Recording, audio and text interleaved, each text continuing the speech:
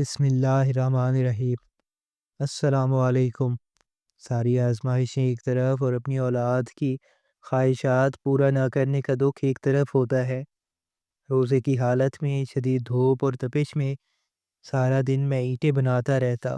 جب شام ہوئی تو ٹھیکیدار نے 400 روپے دے کر مجھے چھٹی دے دی۔ میں کبھی ان 4 پیسوں کو دیکھتا اور کبھی سامنے ریڑھیوں پر لگے ان طرح طرح کے پھلوں کو جن کو خریدنے کی اجازت میری جیب نے آج تک نہیں دی تھی۔ میں خاموشی سے آگے بڑھ گیا کیونکہ مجھے آٹا خریدنا تھا۔ جیسے تیسے ان پیسوں سے ایک تھیلی آٹا خریدا اور گھر کی جانب چلا آیا۔ مغرب کی اذان شروع ہو چکی تھی جب میں نے پہلا قدم گھر میں رکھا تھا۔ میری تینوں بیٹیاں اور بیوی زمین پر بیٹھی میرا ہی انتظار کر رہی تھی۔ چٹائی پر سادہ پانی اور ایک سوکھی روٹی پڑی ہوئی تھی۔ یہ دیکھ کر میرا دل خون کے آنسو رونے لگا تھا۔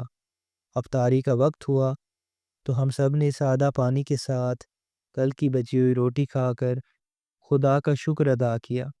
دن بدن بڑھتی مہنگائی میں مجھ جیسے کئی خاندانوں کا یہی حال ہو چکا تھا۔ سارا دن محنت کرنے کے بعد لال رنگ کے چند نوٹ ہمارے سامنے پھینکے جاتے۔ ٹھیکیدار چند نوٹ دیکھ کر بھی احسان کر رہا ہوتا۔ چند روزے یوں ہی گزر چکے تھے جیسے تیسے روکھی سوکھی کھا کر ہم گزارا کرنے لگے، مگر آہستہ آہستہ ہمارے حالات مزید خراب ہوتے جا رہے تھے۔ میری بیوی اب اکثر مجھ سے لڑنے لگی تھی۔ اس کا کہنا تھا کہ مجھ سے اب اور بھوک و افلاس برداشت نہیں ہوتی۔ اگر تم زیادہ کما کر نہیں لا سکتے تو مجھے اجازت دو، میں بھی اپنے لیے کوئی نوکری ڈھونڈ کر کام کر لوں۔ کم از کم ہماری بچیوں کو 2 وقت کا اچھا کھانا تو نصیب ہو۔ مگر میری خیرت کو یہ گوارا نہیں تھا کہ میں اپنی بیوی بچیوں سے کوئی کام کرواؤں۔ آج پٹی پر کام اچھا نہیں چلا تو ٹھیکیدار نے دہاڑی بھی نہیں دی تھی۔ میں نے اس کی کافی منتیں سماجتیں کی مگر وہ نہ مانا۔ میری آنکھوں میں آنسو آ چکے تھے۔ میں جب بے بسی کی انتہا پر پہنچا تو رو پڑا۔ کتنی ہی دیر میں وہیں بیٹھ کر منہ چھپائے روتا رہا۔ میری جیب میں تو ایک آنا موجود نہیں تھا۔ میں کس منہ سے گھر خالی جاتا؟ میں آج اپنے گھر والوں کے لیے افطار کا سامان کہاں سے لے کر جاتا جو صرف ایک سوکھی روٹی پر منحصر تھا؟ پتہ نہیں لوگ کیسے بچے کھانے کو باسی سمجھ کر پھینک دیتے ہیں۔ ہمارے گھر تو کبھی ایک نوالا بھی نہیں بچتا تھا۔ اس وقت میرا دل پھٹنے لگا تھا جب میری بچی دسترخوان پر گرے روٹی کے جلے ٹکڑے چن چن کر منہ میں ڈالتی، کہتی اماں یہ کڑوے ہیں۔ تو کیا ہوا، لیکن مجھے مزے کے لگتے ہیں۔ وجہ شاید یہ تھی اس کی بھوک مٹانے کے لیے ایک روٹی ناکافی تھی۔ کئی بار ایسا بھی ہوا کہ میں نے اور میری بیوی نے بس آدھی آدھی روٹی ہی کھائی تاکہ بچیوں کا پیٹ بھر سکے، لیکن کم وقت پیٹ کی آگ ایندھن مانگتی ہے، نہ ملے تو نیند بھی ٹھیک سے نہیں آتی۔ میں نے تعلیم کے نام پر اپنی بیٹیوں کو بس کلام پاک ہی سکھایا تھا، وہ بھی اس لیے کہ مسجد میں ناظرہ کی تعلیم مفت تھی۔ گورنمنٹ سکول کی پڑھائی تھی تو مفت، مگر کم وقت دور بہت تھا، آنے جانے کا خرچہ میرے بس میں نہ تھا۔ غربت ایک بہت بڑی آزمائش ہے۔ میں نے کچھ دوستوں سے ادھار پیسے بھی مانگے مگر سب نے یہی کہا کہ پچھلا ادھار پہلے واپس کرو، تبھی اگلا حساب بھی دیں گے۔ تمہیں میں بوجھل قدموں سے گھر کی جانب چلا آیا۔ قدم ساتھ دینے سے انکاری تھے مگر میں ہمت کر کے گھر داخل ہوا۔ آج بھی میرا چہرہ اترا اور خالی ہاتھ دیکھ کر بیوی تو بفر ہی پڑی۔ وہ غصے سے میرے پاس آئی اور باتیں سنانے لگی۔ آج بھی خالی ہاتھ آئے ہو؟ اگر پال نہیں سکتے تھے تو پیدا ہی نہ کرتے۔ ان لڑکیوں کو آج پھر سادہ پانی سے ہی ہمیں افطار کرنا پڑے گی۔ میں بتا رہی ہوں منور، اگر تم نے یہی سب جاری رکھا نا تو ایک دن زہر لا کر خود بھی کھا لوں گی اور اپنی بیٹیوں کو بھی کھلا دوں گی، پھر بیٹھے رہنا اپنی 2 کوڑی کی نوکری لے کر۔ بیوی کی بات سن کر میری روح لرز گئی۔ میں کمزور مرد بالکل بھی نہیں تھا مگر چٹان کی مانند رہ رہ کر میں تھک چکا تھا۔ بیوی کی بات سن کر میری آنکھوں میں آنسو آ گئے اور میں چہرے پر ہاتھ رکھ کر رونے لگا۔ مجھے روتا دیکھ کر بیوی چپ سی ہو گئی، مگر میری بیٹیاں تو جیسے اپنے باپ کو روتا دیکھ کر تڑپ ہی گئی۔ وہ میرے پاس دوڑی آئیں اور مجھے چپ کروانے لگیں۔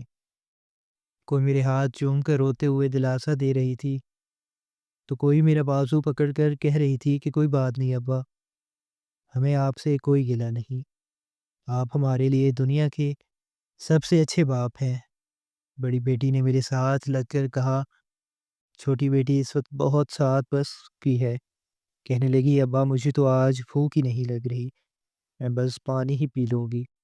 آپ مت روئیں، خشک ہونٹوں پر اس نے زبان پھیر کر تر کیا تھا۔ میرا دل ماہی بے آب کی طرح تڑپ کے رہ گیا تھا۔ میں جانتا تھا کہ وہ بھوکی ہیں، ان کے الفاظ میرے دل کو تڑپا گئے تھے۔ افطاری کے وقت جب پڑوس سے پکوڑوں اور دوسرے لوازمات کی خوشبوئیں اٹھتی تو میری بچیاں دیوار کی منڈیر سے پڑوس میں جھانکنے لگتی، بڑی ترسی ہوئی نظروں سے بھرے دسترخوان کو دیکھتی۔ آج تو ویسے بھی افطاری میں پانی کے سوا کچھ نہ تھا، اس لیے پانی پیتے ہی وہ منڈیر سے جھانکنے لگی۔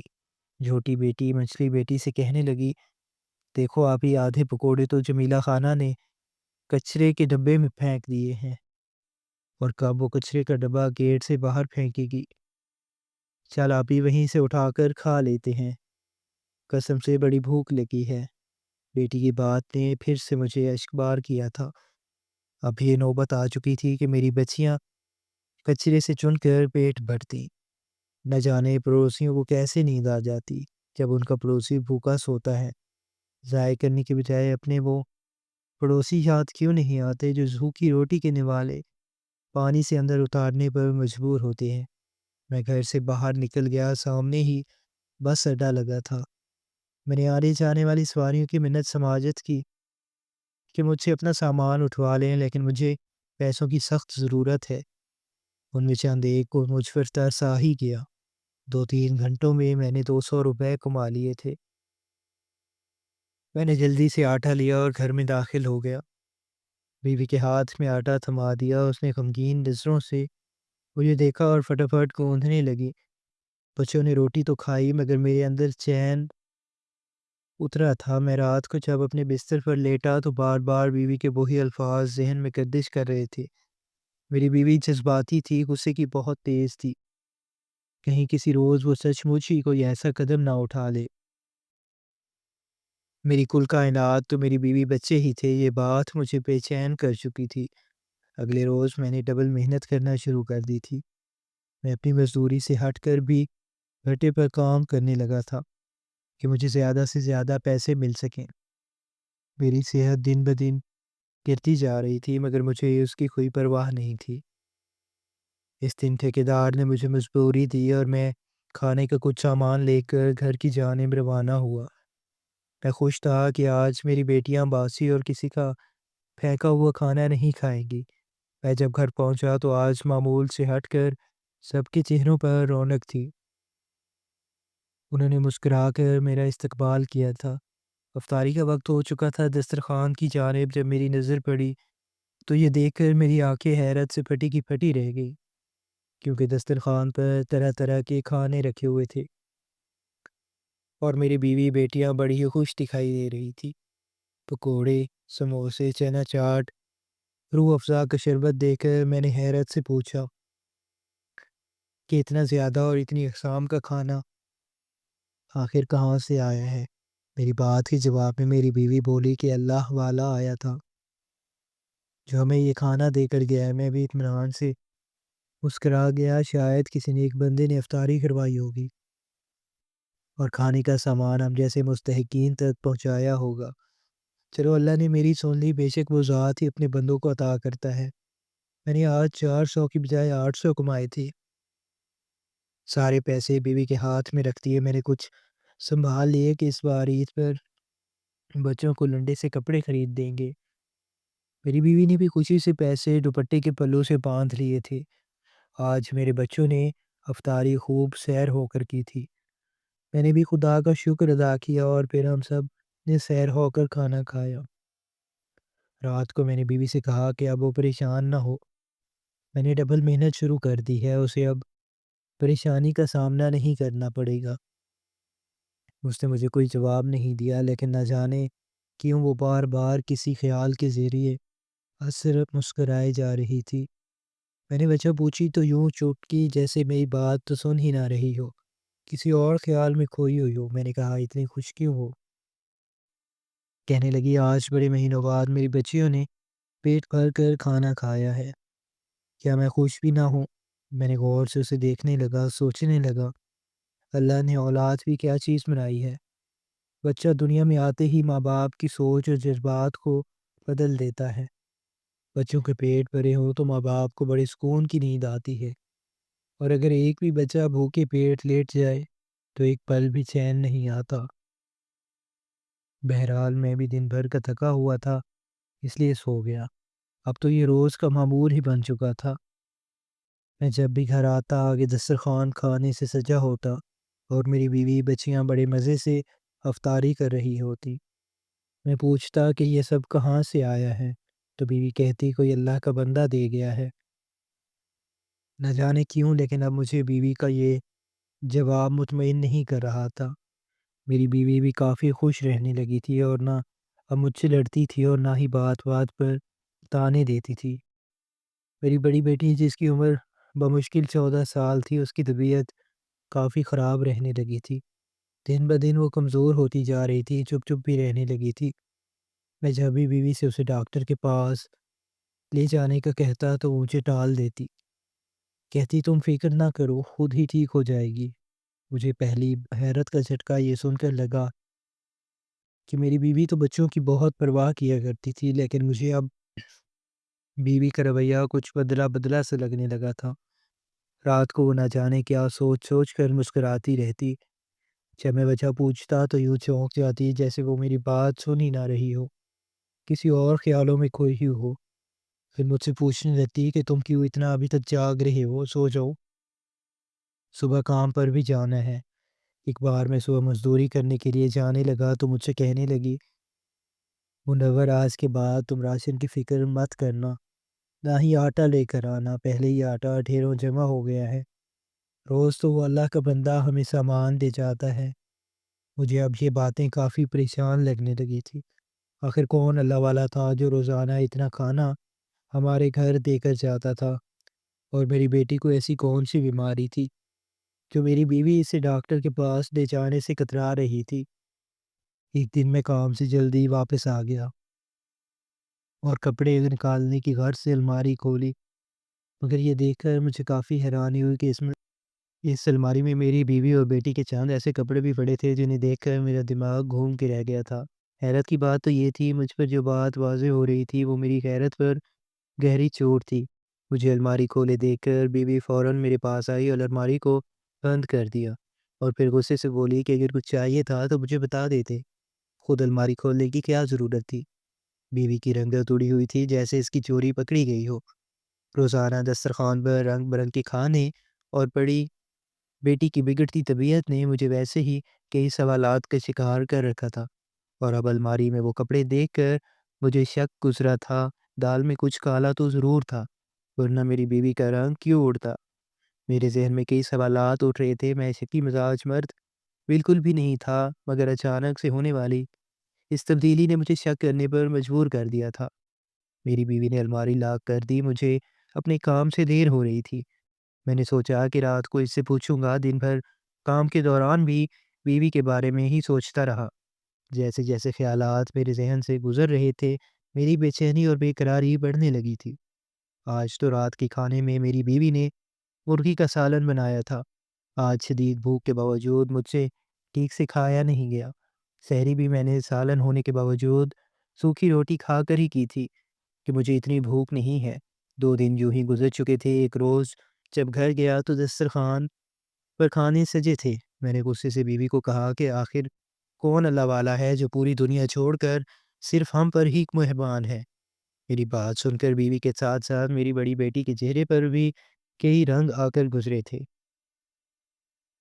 بڑی بیٹی سوپر ہڑبڑا کر بولی کہ بابا وہ اللہ والا بہت نیک شخص ہے، اس نے منت مانگی تھی کہ اگر پوری ہوئی تو ایک غریب خاندان کو پورا رمضان افطاری کروائے گا، بس اسی لیے روزانہ یہ افطاری کا سامان وہ بیچ دیتے ہیں، مجھے کسی طور بھی بیوی کی بات پر یقین نہیں آیا تھا۔ میں نے انہیں سختی سے منع کرتے ہوئے کہا کہ آئندہ کے بعد مجھے کوئی بھی باہر کا لایا کھانا گھر میں نہ ملے۔ تم لوگ وہی کھاؤ گی جو میں کما کر لاؤں گا۔ میری بات سن کر بیوی ایک پل میں غصہ ہو گئی اور مجھے باتیں سنانے لگی۔ آج ایک بار پھر اس کی یہی دھمکی تھی کہ وہ خود بھی زہر کھا لے گی اور بچیوں کو بھی زہر دے دے گی، کیونکہ میں اب اس پر شک کرنے لگا ہوں۔ اگر کوئی ہماری مدد کر ہی رہا ہے تو بجائے شکر کرنے کے میں شک کر رہا ہوں۔ مجھے کچھ سمجھ نہیں آ رہی تھی کہ آخر یہ سب چل کیا رہا ہے۔ وہ کون شخص تھا جو منت کے پیسے صرف ہمیں ہی دے کر جاتا ہے، اور وہ اتنے تھے کہ میری بیوی اتنا کچھ بنا لیتی؟ کہیں میری بیوی مجھ سے کچھ چھپا تو نہیں رہی تھی؟ میں اسی سوچ میں بگن جب اپنے کمرے میں جا کے لیٹنے لگا تو میں نے دیکھا کہ میری چارپائی کے تکیے میں کچھ ابھرا ہوا ہے۔ میں نے سرسری سا ہاتھ پھیر کر وہ جگہ محسوس کر کے تکیے کے غلاف میں ہاتھ ڈال دیا۔ میرے ہاتھ سے کوئی چیز ٹکرائی تھی۔ جب نکال کر سامنے کی تو میری حیرت کا کوئی ٹھکانہ نہیں رہا، کیونکہ وہ تو ہزار ہزار کی کئی نوٹ تھے۔ میں یک ٹک ان پیسوں کو دیکھنے لگا۔ میں نے آج تک اتنے پیسے ایک ساتھ نہیں دیکھے تھے اور نہ ہی کما کر گھر لائے تھے۔ آخر یہ پیسے یہاں چھپا کر کس نے رکھے تھے؟ میری لا علمی میں یہاں آخر ایسا کیا ہو رہا تھا؟ کس کی بدولت انہیں اتنے پیسے دیے گئے تھے؟ میں اگر دو ٹوک بیوی سے پوچھتا تو وہ یقیناً نہیں بتاتی، اس لیے میں نے ٹھان لی کہ اب خاموشی سے ان کی ہر حرکت نوٹ کر کے معاملہ کی تہہ تک پہنچوں گا۔ اگلے روز میں جلدی گھر لوٹا تھا، مگر گھر کے دروازے کو دیکھ کر مجھے حیرانی ہوئی تھی، کیونکہ وہاں تو تالا لگا تھا۔ آخر اس وقت میری بیوی بچیوں سمیت کہاں جا سکتی تھی؟ میں سوچ میں پڑ گیا اور دروازے سے کچھ دور ہو کر گلی کے نکڑ پر کھڑا ہو گیا۔ میرے دل کی یہ حالت تھی کہ بے چینی سے میں بالکل سا ہو چکا تھا۔ کافی دیر میں وہیں کھڑا رہا، یہ سوچتا رہا کہ وہ کہاں جا سکتی ہے۔ میکا تو اس کا تھا نہیں، پھر وہ کہاں گئی تھی؟ میرے دل میں طرح طرح کے وسوسے اٹھنے لگے تھے۔ میں بہت دیر تک وہاں کھڑا تھا کہ وہاں میرا ایک جاننے والا مجھے مل گیا۔ مجھے اپنے ساتھ پان کی دکان پر لے گیا، مجھ سے گھر کے حالات کے بارے میں پوچھنے لگا۔ اب میرے حالات کوئی ڈھکے چھپے تو نہیں تھے۔ میں نے کہا اللہ کا شکر ہے، اب کچھ بہتر ہیں۔ پھر اس نے مجھے ایک ایسی بات بتائی کہ میرے ہوش اڑ گئے۔ میں اس کی شکل دیکھتا رہ گیا۔ پھر وہ مسکرانے لگا، کہنے لگا خوبصورت بیوی اور خوبصورت جوان بیٹی کہ گھر اگر یوں لوگوں کی عنایتیں ہونے لگیں تو سمجھ جاؤ منور میاں کی دال میں کچھ کالا نہیں، بلکہ پوری دال ہی کالی ہے۔ نہ جانے کیوں لیکن میری گردن اور نظریں یوں جھک گئیں جیسے میری بیوی اور بیٹی کا جمع و خوبصورت ہونا میرے لیے کوئی گندگی گالی بن گیا ہو۔ آج تک میری بیوی بنا کسی اشد ضرورت کے گیٹ کے پاس کھڑی نہیں ہوئی تھی، اور میں اس کے حسن کے قصیدے ایک غیر مرد کے منہ سے سن رہا تھا۔ وہ جیسے شخص کے لیے یہ میری غیرت پر زوردار ذلت کا تماچا تھا۔ میں جن قدموں سے گھر تک پہنچا تھا یہ میں جانتا تھا، اس بار گھر کے دروازے پر تالا نہیں تھا، وہ کھلا ہوا تھا۔ میں گھر کے اندر داخل ہوا تو میری بیٹیاں اور بیوی تھکی ماندہ صحن کی چارپائی پر بیٹھی تھی۔ صحن میں ایک نیلے رنگ کا بڑا شاپر رکھا تھا جس میں کھانے پینے کا سامان تھا۔ مجھے وقت سے پہلے گھر پر دیکھ کر میری بیوی کی رنگت اڑ گئی تھی اور میں ساکت ہو چکا تھا۔ مجھ سے میری بیوی اور بیٹیاں جھوٹ بول رہی تھی کہ کوئی اللہ کا بندہ مفت میں انہیں گھر پر راشن دے جاتا ہے۔ میرا بول پوری طرح ٹوٹا تھا، ان کی خاطر میں رات دن محنت کر رہا تھا اور یہ نہ جانے میری پیٹھ پیچھے کیا کر رہی تھی۔ میں اپنے آنسو حلق میں اتارنے لگا۔ میری بیوی اٹھ کر میرے پاس آ گئی، سمجھ سے میری طبیعت کے بارے میں پوچھنے لگی کہ میں جلدی کیوں گھر آ گیا۔ میں نے اسے تعصب سے دیکھا تھا۔ میں نے کہاں سے آ رہی ہو تم؟ میرے اس سوال پر وہ پوری طرح سے بدحواس ہوئی تھی۔ کہنے لگی آپ کیا پہلے بھی گھر آئے تھے؟ میری بچیوں کی بھی رنگت اڑی ہوئی تھی۔ میں نے جن نظروں سے اسے دیکھا تھا وہ خوف زدہ سی ہو گئی تھی۔ میں غریب ضرور تھا لیکن میں بیوی کو پیٹ بھر روٹی کھلانے میں کمی تو شاید اپنے حالات کی وجہ سے کر دی تھی، لیکن کبھی بھی غصے سے پیش نہیں آیا تھا۔ ہاتھ اٹھانا تو بہت دور کی بات، پہلی بار میرا لہجہ اس پر بلند ہوا تھا۔ میری بچیاں چارپائی پر سے ہی بیٹھی تھی۔ وہ کہنے لگی کہ مجھے کسی پڑوسن نے بتایا تھا کہ کہیں راشن بڑھ رہا ہے، اس لیے میں وہاں چلی گئی۔ میں نے ایک نظر اس کے لباس پر ڈالی، پھر بچیوں کی طرف اشارہ کیا۔ اس حلیے میں میری بات پر وہ سر جھکا گئی، رونے لگی، میرے سامنے ہاتھ جوڑنے لگی، کہنے لگی مجھے معاف کر دو منور، لیکن میرے پاس کوئی دوسرا راستہ نہ تھا۔ میں نے پہلی بار اس کا ہاتھ پوری طرح سے پیچھے جھٹکا تھا۔ वो पुराने बसीदा कपड़ों में मलबूस थी। मेरी बच्चियाँ भी ऐसे ही हुलिये में थी, बाल भी बिखेर रखे थे। चंद दिन पहले भी मैंने ऐसे ही कपड़े बीवी की अलमारी में देखे थे। मेरे काम पर जाने के बाद वो खुद भी पुराने फटे कपड़े पहनती और बच्चों को भी वही पहनाती। फिर बड़ी काली चादर ओढ़ कर सड़कों पर भीख मांगने चली जाती। लोग उसकी गुर्बत का पर तो पता नहीं, मगर उसके खूबसूरत चेहरे पर नज़र डालकर उसे पैसे दे जाते। मेरी बड़ी बेटी भी बेहद हसीन थी, इसलिए मंझले इसे पैसे देते हुए बेहुदा से जुमले कस देते, जिसकी वजह से वो ज़हनी अजियत का शिकार होने लगी थी। मेरी बेटियां और मेरी बीवी मेरे पाँव में गिर गई, रोने लगी, माफ़ियाँ मांगने लगी।